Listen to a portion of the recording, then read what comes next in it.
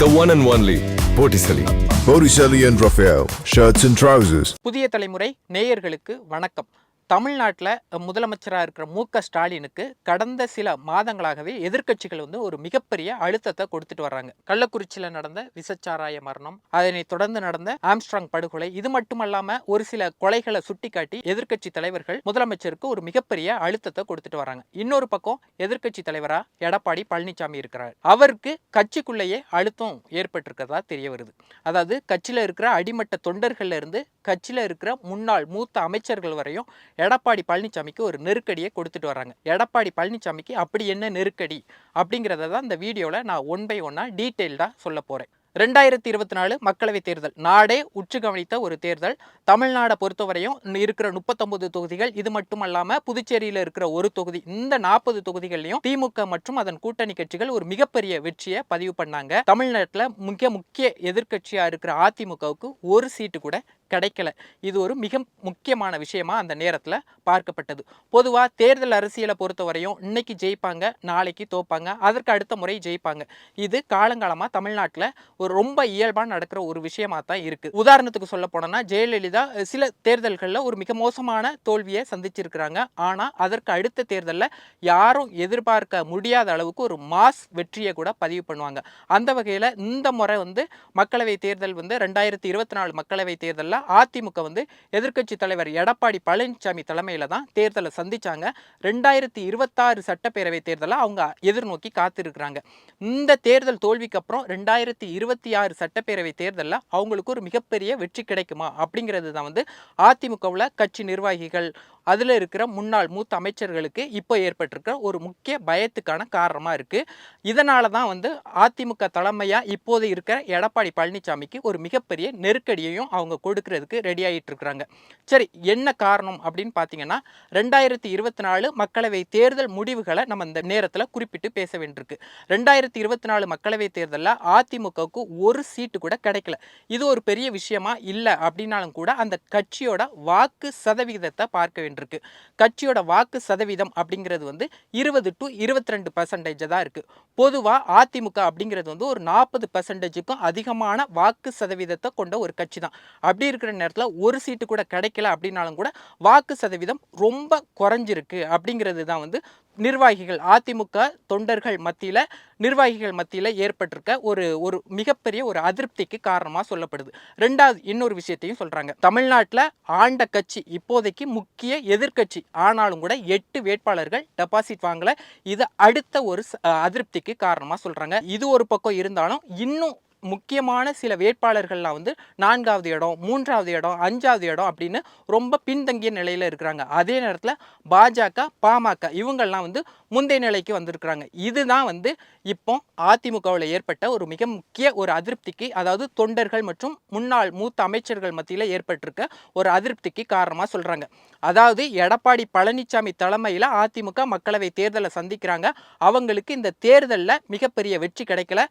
இதே கண்ணோட்டத்தில் 2026 சட்டப்பேரவை தேர்தலுக்கு போனோம்னா நிச்சயமாக நமக்கு வெற்றி கிடைக்குமா, இல்லாட்டினா இதே மாதிரி தோல்வி வந்துட்டோன்னா ஒருவேளை அதிமுக அப்படிங்கிறது வருங்காலங்களில் என்னவாகும் அப்படிங்கிறது தான் அந்த கட்சியில் இருக்க முக்கிய மூத்த நிர்வாகிகள் மற்றும் தொண்டர்களுக்கு ஏற்பட்ட மிகப்பெரிய கவலையாக இருக்குது. இதை கருத்தில் கொண்டு அவங்க என்ன பண்ணுறாங்க அப்படின்னு பார்த்தீங்கன்னா, எதிர்க்கட்சி தலைவராக இருக்க எடப்பாடி பழனிசாமியை சேலத்தில் அதிமுகவில் இருக்க மிக முன்னாள் மூத்த அமைச்சர்கள் ஒரு 6 பேர் எடப்பாடி பழனிசாமியை அவர் வீட்டிலேயே போய் சந்திக்கிறார்.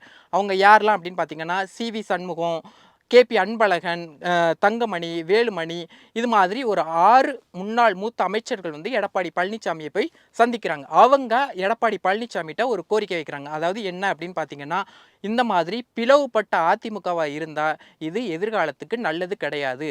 நம்ம ஒரு தீவு மாதிரி தனித்தீவாக செயல்பட்டு இருக்கோம். உதாரணத்துக்கு சொன்னப்போனா டிடிவி தினகரன் ஒரு பக்கம் இருக்கிறாரு, ஓபிஎஸ் ஒரு பக்கம் இருக்கிறாங்க, சசிகலா ஒரு பக்கம் இருக்கிறாங்க, எடப்பாடி பழனிசாமி ஒரு பக்கம் இருக்கிறாங்க. இந்த மாதிரி பிளவுபட்ட அதிமுக நம்ம வளர்ச்சிக்கும் நம்ம அதிமுகவோட தொண்டர்களோட நலனுக்கும் நல்லது கிடையாது. நிச்சயமா இந்த பிளவுபட்ட அதிமுக அப்படிங்கிறது மீண்டும் ஒன்றிணைய வேண்டும் அப்படின்னு அதிமுகவில் இருக்க முன்னாள் முக்கிய மூத்த அமைச்சர்கள் 6 பேர் எடப்பாடி பழனிசாமிகிட்ட டைரக்டா அந்த கோரிக்கையை வைக்கிறாங்க. ஆனா எடப்பாடி பழனிசாமியை பொறுத்தவரை அந்த மூத்த அமைச்சர்கள் வச்சாங்கல்ல, அந்த கோரிக்கையை அவர் ஏற்கல. அதாவது எந்த காரணத்தை கொண்டும் ஓபிஎஸ்ஸையோ சசிகலாவையோ டிடிவியோ மறுபடியும் அதிமுகவில் இணைக்கணும் அப்படிங்கிற முடிவை என்கிட்ட சொல்லாதீங்க, நான் அதற்கு உடன்பட மாட்டேன் அப்படின்னு சொல்லி எடப்பாடி தான் தரப்பில் திட்டவட்டமாக இருக்கிறதா தெரிய வருது. எடப்பாடி எதற்காக இப்போ அவங்கெல்லாம் கட்சி நலனுக்காக அதிமுக வந்து மறுபடியும் ஜெயிக்கணும், வெற்றி பெறணும் அப்படிங்கிறதுக்காக அந்த கோரிக்கையை வைக்கிறாங்க. ஆனால் எடப்பாடி பழனிசாமி விடாப்புடியா அது வந்து வாய்ப்பில்லை அப்படிங்கிறது. ஏன் எடப்பாடி அப்படி சொல்கிறாரு அப்படின்னு பார்த்தீங்கன்னா, அதிமுகவில் ஒரு மிக முக்கியமான பொறுப்பு, தலைமை பொறுப்பு அப்படின்னு பார்த்தீங்கன்னா பொதுச் செயலாளர் பதவி. அந்த பொதுச் செயலாளர் பதவியை வந்து எடப்பாடி பழனிசாமி வகிச்சுட்டு வர்றாரு. ஒருவேளை சசிகலாவோ டிடிவியோ ஓபிஎஸ்ஓ மறுபடியும் இந்த அதிமுகக்குள்ளே வரும்போது தாம் பொறுப்புக்கு ஆபத்து வந்துடுமோ அப்படின்னா ஒரு அச்சம் எடப்பாடிக்கு பழனிசாமிக்கு இருக்கிறதா தெரிய வருது. இதனால தான் எடப்பாடி பழனிசாமி வந்து அந்த டோட்டல் அதிமுக ஒருங்கிணைப்புக்கு வந்து ஒத்து வர மாட்டேங்கிறாரு அப்படின்னு அரசியல் விமர்சகர்கள் மத்தியில் சொல்றாங்க. இன்னொரு பக்கம் அப்படின்னு பார்த்தீங்கன்னா, இந்த சம்பவம் நடந்தது கடந்த திங்கட்கிழமை. ஆனால் இன்னைக்கு பார்த்தீங்கன்னா எதிர்க்கட்சி தலைவராக இருக்கிற எடப்பாடி பழனிசாமி கடந்த சில தினங்களாக இந்த மக்களவை தேர்தலில் தோல்வி குறித்து ஒவ்வொரு தொகுதி நிர்வாகிகள் கூட ஆலோசனை நடத்திட்டு வர்றாரு. அந்த வகையில் பார்த்தீங்கன்னா இன்னைக்கு அவர் நடத்தியிருக்கிறது வந்து தஞ்சாவூர், அது மட்டும் இல்லாமல் அரக்கோணம், இது மாதிரியாக ஒரு சில தொகுதி நிர்வாகிகள் கூட ஆலோசனை நடத்திட்டு வர்றாரு. எதற்காக அப்படின்னா, என்ன காரணத்துக்காக நம்ம தோத்தோம், என்ன பண்ணால் அடுத்தது நம்மளால் வெற்றி பெற முடியும் அப்படின்னு சொல்லி அவர் வந்து ஆலோசனை பண்ணியிருக்காரு. அந்த கட்சி நிர்வாகிகள் கூட்டத்திலையும் அவங்க வச்ச கோரிக்கை என்ன அப்படின்னு பார்த்தீங்கன்னா, இந்த மாதிரி மறுபடியும் சசிகலாவோ ஓபிஎஸ்ஓ டிடிவியோ மறுபடியும் கட்சி ஒன்றிணையும் அப்படின்னு அவங்க வந்து கோரிக்கை வச்சிருக்கிறாங்க. ஆனால் அந்த கோரிக்கையும் அவர் அந்த இடத்துல மறுத்திருக்கிறாரு. நிச்சயமாக சசிகலாவுக்கோ டிடிவிக்கோ ஓபிஎஸ்க்கோ அதிமுகவில் இடம் இல்லை அப்படிங்கிற ஒரு விஷயத்தை திட்டவட்டமாக நிர்வாகிகள் மத்தியிலேயே எடப்பாடி பழனிசாமி தெரிவித்ததா நம்மளுக்கு வந்து தகவல் கிடைச்சிருக்கு. இது மட்டும் இல்லாமல் அதே நேரத்தில் ஓபிஎஸ் ஆதரவாளர்களையோ டிடிவி ஆதரவாளர்களையோ சசிகலா ஆதரவாளர்களோ எப்படியாவது நம்ம அதிமுகக்குள்ளே கொண்டு வரணும் அப்படிங்கிற விஷயத்தை வந்து சொல்லியிருக்கிறாரே தவிர அந்த தலைவர்களை யாரையுமே வந்து அதிமுகக்குள்ளே கொண்டு வரணும் அப்படிங்கிற ஒரு விஷயத்தில் எடப்பாடி பழனிசாமி அந்த விஷயத்தில் மட்டும் உடன்படாமல் இருக்கிறது தான் இன்று கிடைத்த தகவலாக இருக்குது. அதிமுகவில் இருக்கிற அடிமட்ட தொண்டர்கள், நிர்வாகிகள், கட்சியில் இருக்கிற மிக முக்கிய இரண்டாம் கட்ட தலைவர்கள், மூத்த தலைவர்கள், இவங்க எல்லாருமே எடப்பாடி பழனிசாமிக்கு கொடுக்குற ஒரு நெருக்கடி என்ன அப்படின்னு பார்த்தீங்கன்னா, இன்னும் நம்ம வந்து பிளவுபட்ட அதிமுகவாக இருந்தால் நம்மளால் வருங்காலங்களில் வெற்றி பெற முடியாது.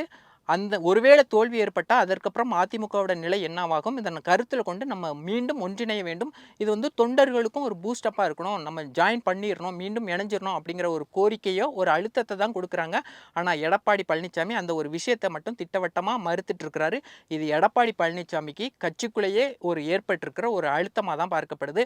இது மட்டும் இல்லாமல் கட்சி நிர்வாகிகள் கூட்டத்தில் கட்சி நிர்வாகிகள் இன்னைக்கு எடப்பாடி பழனிசாமிக்கு ஒரு ஆலோசனையை கொடுத்துருக்கிறதா தெரிவிச்சிருக்கிறாங்க. அது என்ன அப்படின்னு பார்த்தீங்கன்னா, நம்ம நாம் தமிழர் கூட கூட்டணி வைக்கலாம் அப்படிங்கிற ஒரு விஷயத்தையும் குறிப்பிட்டு பேசி இருக்கிறாங்க அப்படின்றதா நமக்கு தெரிய வருது.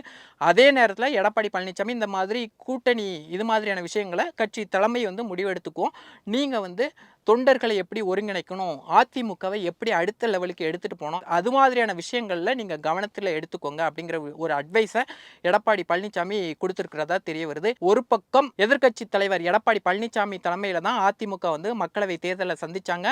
அந்த தேர்தல் தோல்வி நிச்சயமாக வந்து எடப்பாடி பழனிசாமிக்கு இப்போது மிகப்பெரிய ஒரு அழுத்தத்தை கொடுத்துருக்கு அப்படிங்கிறது தான் வந்து நமக்கு தெரிய வருது. பார்ட்டி வேர்னாலும் ஐ ப்ரிஃபர் போட்டிசலி.